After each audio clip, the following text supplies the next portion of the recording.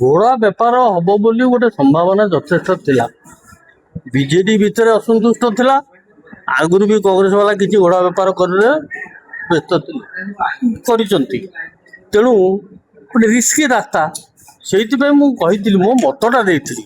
ମୁଁ ଗ୍ରହଣ କଲେ ବୋଲି କହୁନି, ମୁଁ ମତଟା ଦେଇଥିଲି ଯେ ହାରିଲେ ହାରିବା ପଛେ ଆମେ ଗୋଟେ କ୍ୟାଣ୍ଡିଡେଟ୍ ଦେଇଦେବା, ଆମେ ଆଜି ଲୋକଙ୍କୁ ଦେଖେଇବା ଆମେ 14କୁ 14 ଏକାଠି ହବୁ।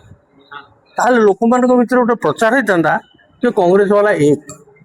ଏହି ଉଦ୍ଦେଶ୍ୟରେ କହିଥିଲି, ଜିତିବା ଉଦ୍ଦେଶ୍ୟରେ କହିନଥିଲି। ଜିତିବାର ଆମର କିଛି ସମ୍ଭାବନା ନଥିଲା ଏବଂ କହିଥିଲି ମଧ୍ୟ ମିଶିକି କଲେ ମଧ୍ୟ ଯଦି ପ୍ରକୃତରେ ମିଶିବେ ଜିତିଯିବେ, କିନ୍ତୁ ପ୍ରକୃତରେ ମିଶିବେ କି ମୋର ସନ୍ଦେହ ଥିବ।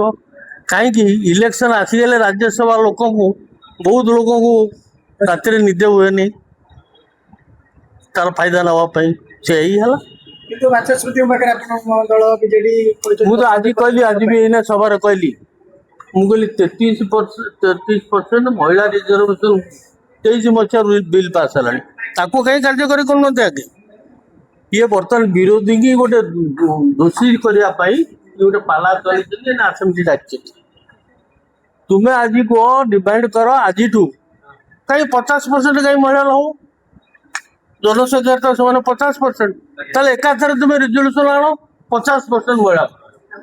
ଆଜି ନହେଲେ ତ କାଲି 50% ମହିଳା ପାଇଁ ମୁଁ ଦାବି କରୁଛି।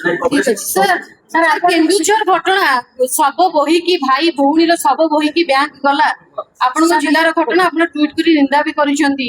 ଗୋଟେ କେମିତି ବ୍ୟବସ୍ଥାର ପ୍ରହସନ। ଶୁଣନ୍ତୁ, କଥା ହଉଛି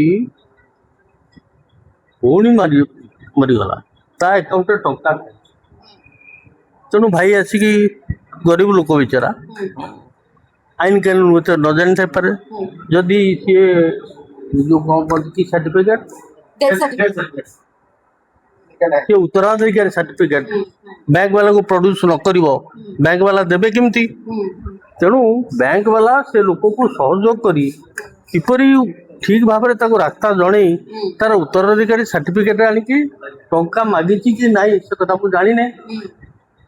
ନହେଲେ ବ୍ୟାଙ୍କ ବାଲା ତାଙ୍କୁ ଆଡଭାଇସ୍ କରିଥାନ୍ତେ ଯେ ତୁ ଉତ୍ତରାଧିକାରୀ ସାର୍ଟିଫିକେଟ ଆଣ, ତାହେଲେ ତୁ ଟଙ୍କା ପାଇଁ ଯୋଗ୍ୟ।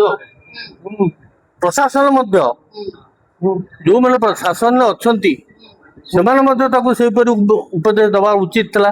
ଏଠି ସମ୍ପୂର୍ଣ୍ଣ ରୂପେ ଅଣଦେଖା କରାହେଇଛି ସେ ଗରିବ ଲୋକକୁ, ପ୍ରଶାସନ ତରଫରୁ, ବ୍ୟାଙ୍କ ତରଫରୁ।